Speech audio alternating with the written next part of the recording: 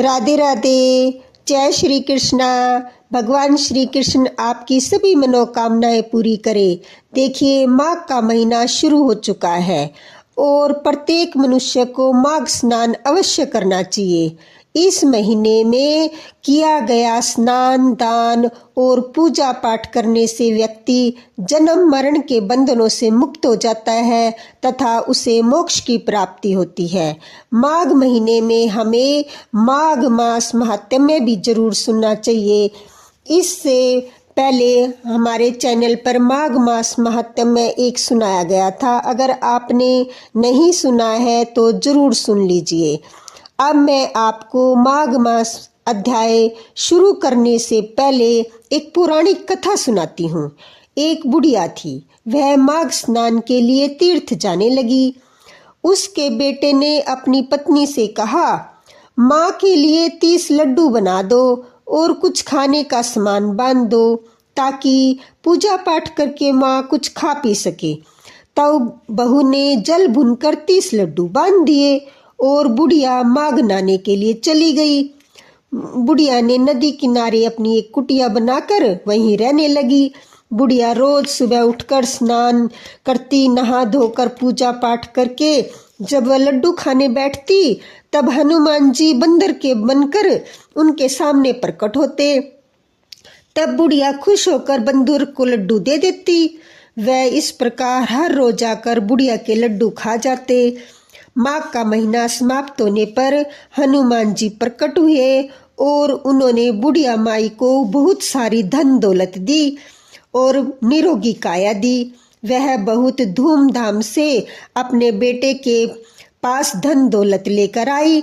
तब बहू कहने लगी, अगले माघ के महीने में मैं भी अपनी माँ को नहलाऊंगी।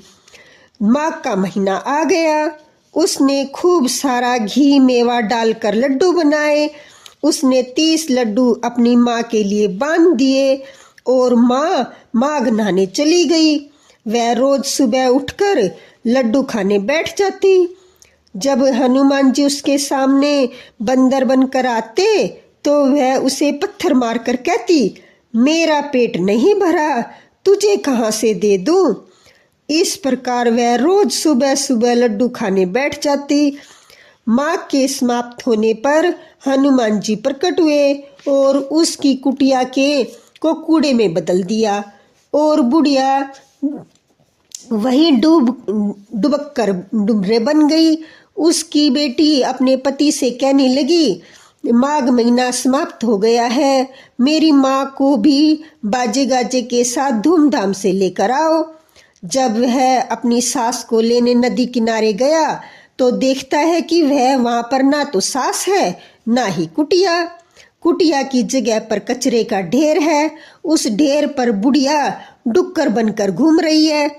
तब हनुमान जी प्रकट हुए और कहा, बेटा, तुम्हारी माँ ने सत से माघ नहाया था, पूजा पाठ करती थी, इसलिए तुम्हारी माँ पर माघ देवता बरसे और यह बुढ़िया पापी मन से यहाँ रहती थी, इसलिए माघ देवता महीने में बेटी के घर का अन्न खाया इसने, इसलिए माघ देवता इस पर रुष्ट हो गए और यह डुक्कर बन गई है।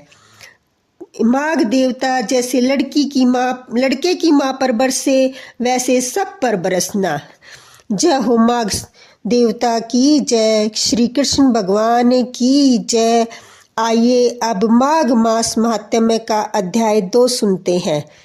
इससे पहले के अध्याय में आपने जाना था कि सभी ऋषि गणों ने सूत जी महाराज से माघ मास महात्म्य को सुनाने की प्रार्थना की थी। तब श्री सूत जी महाराज ने माघ मास महात्म्य को सुनाते हुए राजा दिलीप जब वन में जाकर शिकार ढूंढते हुए तपस्वी के आश्रम में जा पहुँचे और उसने माघ मास महात्म्य की प्रार्थना करने लगे। राजा के ऐसे वचनों को सुनकर तपस्वी कहने लगा कि राजन, भगवान सूर्य बहुत शीघ्र उदय होने वाले हैं, इसलिए यह समय हमारे लिए स्नान का है, कथा का नहीं है। सो आप स्नान करके अपने घर को जाओ और अपने गुरु वशिष्ठ जी से इस महात्म्य को सुनो। इतना कहकर तपस्वी सरोवर में स्नान के लिए चले गए और राजा भी विधि पूर्वक सरोवर में स्नान करके अपने घर लौटा और में जाकर तपस्वी से सब कथा रानी को सुनाई। तब सूत जी कहने लगे कि महाराज, राजा ने अपने गुरु वशिष्ठ जी से क्या प्रश्न किया और उन्होंने क्या उत्तर दिया, सो कहिए। व्यास जी कहने लगे कि हे सूत जी, राजा दिलीप ने रात्रि को सुख से सोकर प्रातः समय ही अपने गुरु वशिष्ठ के पास जाकर उनके चरणों को छूकर प्रणाम करके नम्रता से पूछा, गुरु जी, आपने आचार, दंड, नीति, राज्य, धर्म तथा चारों वर्णों को, चारों आश्रमों की क्रियाओं, दान और उसके विधान, यज्ञ और उनकी विधियां, व्रत, उनकी प्रतिष्ठा तथा भगवान विष्णु की आराधना बतलाई है। परंतु अब मैं आपसे माघ मास के स्नान के महात्म्य को सुनना चाहता हूँ। सो हे भगवान, नियम पूर्वक इसकी विधि समझाइए। गुरु वशिष्ठ जी कहने लगे कि हे राजन, तुमने दोनों लोकों के कल्याणकारी, वनवासी और गृहिणियों के लिए अंतकरण को पवित्र करने वाले माघ मास के स्नान का बहुत ही सुंदर प्रश्न पूछा है।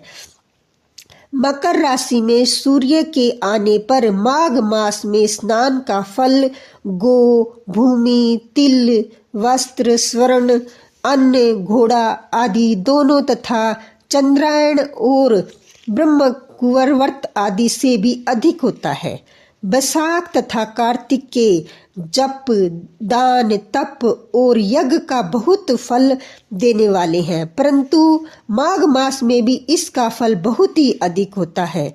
माघ मास में स्नान करने वाला पुरुष राजा और मुक्ति के मार्ग पर जाने वाला होता है। दिव्य दृष्टि वाले महात्माओं ने कहा है कि जो मनुष्य माघ मास में सकाम या भगवान के निमित्त नियम पूर्वक माघ मास में स्नान करता है वह अत्यंत फल वाला होता है।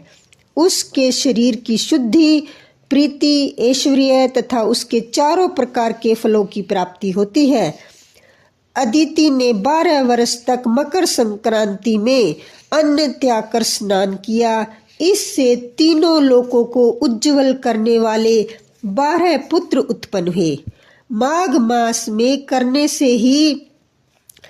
मास के स्नान करने से ही रोहिणी, सुभागा, अरुंधति दानशील हुई और इंद्राणी के समान रूपवती होकर प्रसिद्ध हुई। जो माघ मास में स्नान करते हैं तथा देवताओं के पूजन में तत्पर रहते हैं, उनको सुंदर स्थान, हाथी और घोड़ों की सवारी तथा दान को द्रव्य प्राप्त होता है और अतिथियों से उसका घर भरा रहता है। उसके घर में सदा वेद ध्वनि होती रहती है। वह मनुष्य धन्य है जो माघ मास में स्नान करते हैं, दान देते हैं तथा व्रत आदि नियमों का पालन करते हैं। और दूसरे पुण्यों के क्षीण होने से मनुष्य स्वर्ग से वापस आ जाता है, परंतु जो मनुष्य माघ मास में स्नान करता है वह कभी स्वर्ग से वापस नहीं आता। इससे बढ़कर कोई नियम, तप, दान पवित्र और पाप नाशक नहीं है। भृगु जी ने मणि पर्वत पर विधाराओं को यह सुनाया था। तब राजा ने कहा कि ब्राह्मण भृगु ऋषि ने कब मणि पर्वत पर विधाराओं को उपदेश दिया था, सो बतलाइए। तब ऋषि जी कहने लगे कि हे राजन, एक समय 12 वर्ष तक वर्षा न होने के कारण सब प्रजा दुखी होने के कारण संसार में बड़ी उद्विग्नता फैल गई। हिमालय और विंध्याचल पर्वत के मध्य का देश निर्जन होने के कारण श्राद्ध, तप तथा स्वाध्याय सब कुछ छूट गए। वहाँ सारा लोक विपत्तियों में फंसकर प्रजाहीन हो गया। सारा भूमंडल फल और अन्न से रहित हो गया। तब विंध्याचल से नीचे बहती हुई नदी के सुंदर वृक्षों से अपने आश्रम से निकलकर श्री भृगु ऋषि ने अपने शिष्यों सहित हिमालय पर्वत पर गए। इस पर्वत की चोटी नीली और नीचे से हिस्सा सुनहरा होने से सारा पर्वत पीतांबरधारी श्री भगवान जैसा लगता था। पर्वत के बीच का भाग नीला तथा बीच बीच में कहीं कहीं सफेद स्फटिक होने से तारों से युक्त आकाश जैसे शोभा को प्राप्त होता था। रात्रि के समय वह पर्वत दीपकों की तरह चमकती हुई दिव्य औषधियों से पूरित किसी महल की शोभा को प्राप्त होता था। यह पर्वत शाखाओं पर बांसुरी बजाती और सुंदर गीत गाती हुई किन्नरियां तथा केले के पत्तों की पताकाओं से अत्यंत शोभा को प्राप्त हो रहा था। यह पर्वत नीलम, पन्ना, पुखराज तथा इनकी चोटियों से निकलती हुई रंग बिरंगी किरणों से इंद्रधनुष के समान प्रतीत होता था। स्वर्ण आदि सब धातुओं से तथा चमकते हुए रत्नों से चारों ओर फैली हुई अग्नि ज्वाला के समान शोभायमान था।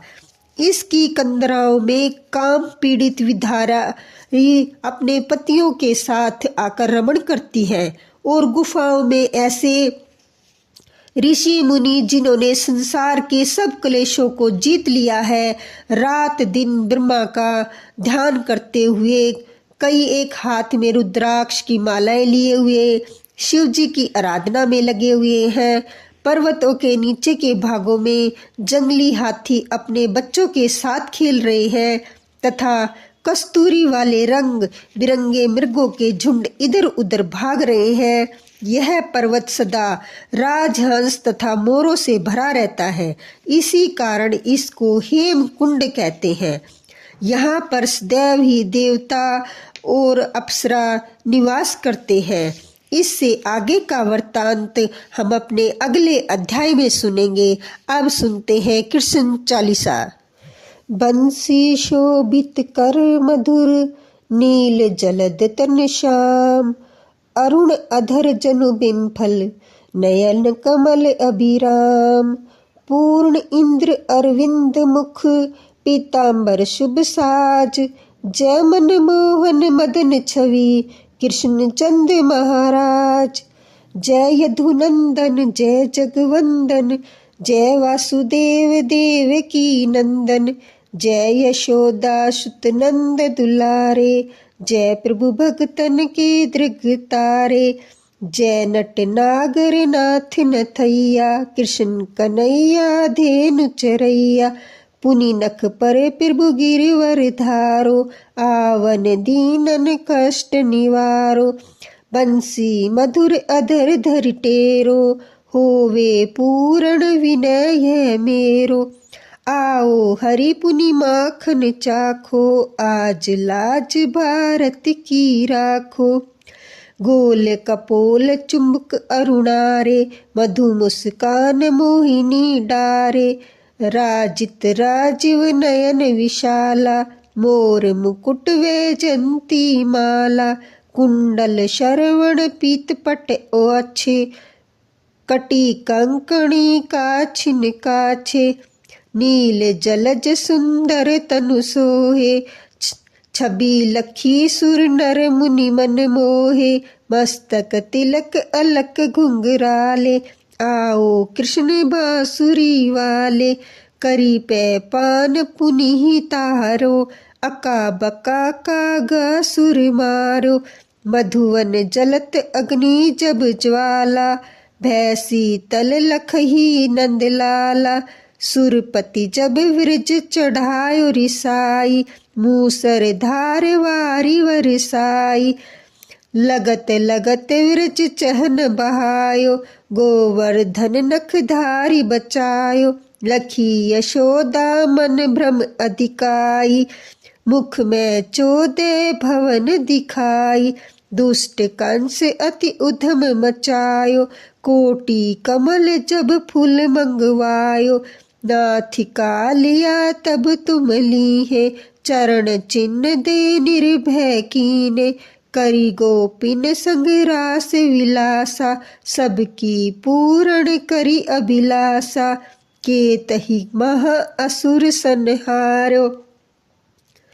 कंस ही केस पकड़ी दे मारो, मात पिता की बंदी छुड़ाई। उग्रसेन कह राज दिलाई, मही से मृतक छहो सुत लायो।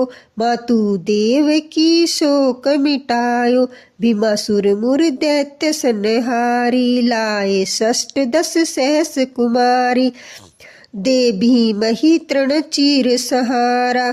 जर सिंधु राक्षस कह मारा, असुर बकासुर आदिक मारो। भगतन के तब कष्ट निवारो, दीन सुदामा के दुख टारो।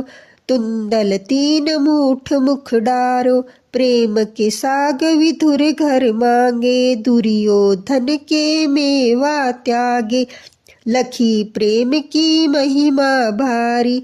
ऐसे श्याम दीन हितकारी, भारत के पारथ रथ हाके। लिए चक्र नहीं नहीं बल थाके, निज गीता के ज्ञान सुनाए। भगतन हृदय सुधा बरसाए, मीरा थी ऐसी मतवाली। विष पी गई बजा कर ताली, राणा भेजा साप पिटारी। शालिग्राम बने बनवारी, निज माया तुम विधि ही दिखायो।